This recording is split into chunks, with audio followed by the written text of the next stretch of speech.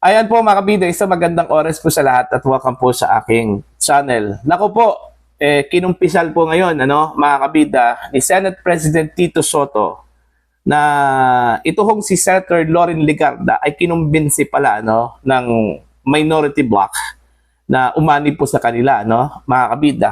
At mind you guys, inoferan ito daw na magiging Senate President. Okay? Ito hong si Senator Loren Legarda.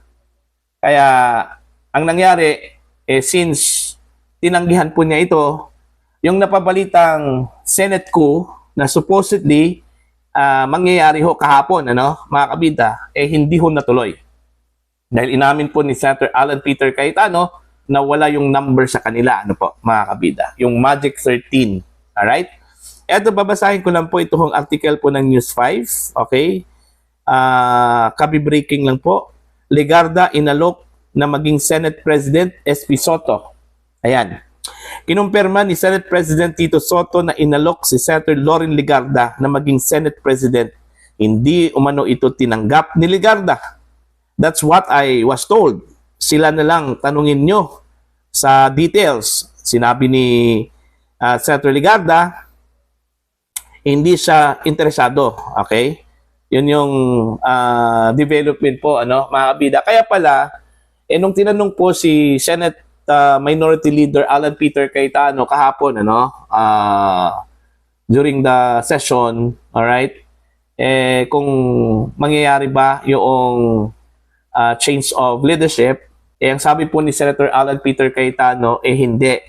Dahil as of now, wala sa kanila yung number, yung Magic 13, mga kabida. Siguro, nagkukumahog itong minority bloc, na kumbinsihin itong mga kasamahan po nila sa majority, na umanib sa kanila. And most probably, wala hong sumang-ayon, at tinanggihan po mga kabida, katulad na lang po dito kay Senator Loren Legarda, Kasi naintindihan ko po itong si Senator Loren kung bakit tinanggihan po niya yung alok kasi kung tutuusin po, very juicy po ang Senate presidency po, mga kabida. Okay, mantakin nyo, pinakamataas na posisyon, yan po sa Senado, number 3 rank, mga kabida, sa pinakamataas na opisyal sa buong bansa. Pero tinanggihan pa rin niya ito, Bakit? Posible dahil ho sa sitwasyon po ng kanyang anak, mga kabida. Alalahanin po ninyo, si Congressman Leandro Leviste, nasa bingit ng alanganin po ngayon, mga kabida, dahil pinagdidiskitahan po siya ngayon ng gobyerno dahil sa pagiging critical po niya, mga kabida, sa Marcos administration, lalong-lalo na po, itong issue po ng corruption, sa flood control, at maging sa Department of Public Works and Highways.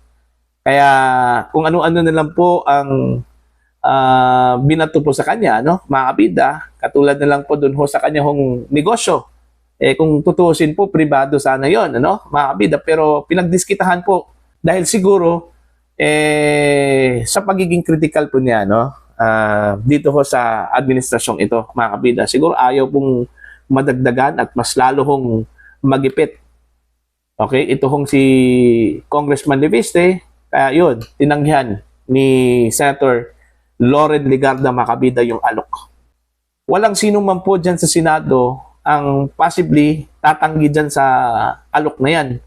Kasi gaya ng sinabi ko po, mga kabida, very juicy yung Senate presidency po. Pero mas nanaig po siguro yung rason ni Senator Loren Legarda, siguro para sa kapakanan po ng kanyang anak, kaya tinanggihan po niya itong alok na ito, Pero yung alok na yan, magiging material lang po yan, mga kabida. Okay? Kung ilan ho sa mga senador diyan po sa majority block ang aanib diyan po sa minority block, mga kabida. Tandaan po natin, ang minority, nasa siyam lang po sila ngayon. Okay? Kulang po ng 4 na mga senador mula sa majority block para makuha po nila itong Magic 13, mga kabida. At makuha po nila itong majority block. Kaso lang, dito pa lang kay Senator Loren Legarda, tinanggihan na po, how much more yung 3. siguro nung narinig po siguro nila o nalaman po nila na tumanggi po itong si Senator Loren na pumunta doon ho sa minority, nag-alanganin po siguro itong iba. Okay, kaya yon hindi ho nakuha po ng minority block mga kabida yung Magic 13. Alright? Para sa ganun, sila yung magiging majority po, ano? Diyan po sa Senado, mga kabida. Very sensitive po itong sitwasyon ngayon diyan po sa Senado, ano? Mga kabida. Okay, very delicate, very sensitive. At kunting galaw lang po diyan baka naman po mayroon na pong mga pagbabago po, ano? Mga kabida. Okay, tandaan po natin na puno po ng kontrobersiya po ito hong si Senate President Tito Soto ngayon, mga kabida, at hindi ho malayo ang posibilidad na baka naman po may mga senador na medyo nagkaroon po ng reservation po ngayon, ano? Laban ho dito kay Senate President Tito Soto, mga kabida. Kaso lang hindi ho makagalaw kasi yung iba po siguro nagpakiramdaman po, mga kabida, ano? Okay, alanganin po kung mauna po sila, no? Gusto po nila siguro mga kabida na meron pong isa o dalawa na mga senador na tahasang maghayag po ng kanilang saloobin at damdamin at saka po sila papasok. Hindi ho nawalan po ng pag-asa. Ito hong kampo po ni Senator Alan Peter Cayetano, ang minority block po, ano, mga kabida. Dahil baka naman po darating ang panahon meron po silang makumbinsi, ano, mula sa hanay po ng majority po. Ganyan man talaga yung buhay dyan sa Senado, ano? Sometimes up and sometimes down. Okay? Sometimes nasa minority ka, sometimes nasa majority ka, ano? Mga kabida. As long as saan yung kinikilingan po ninyo, ano?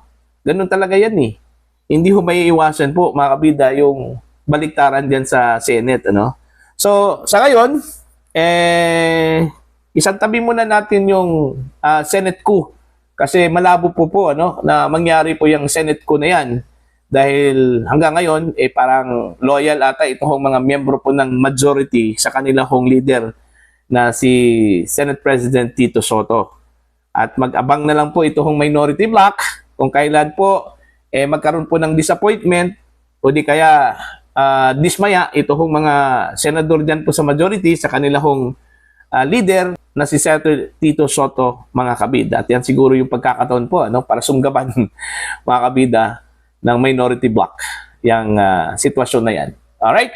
Para po sa inyo, ano po ang inyong opinion at pananaw patungkol dito, please comment down. Sa mga hindi pa po subscriber sa channel, please subscribe, just click the subscribe button, click the notification bell, click all para updated po kayo mga kabida sa aking mga uploads. Maraming salamat po sa inyo lahat.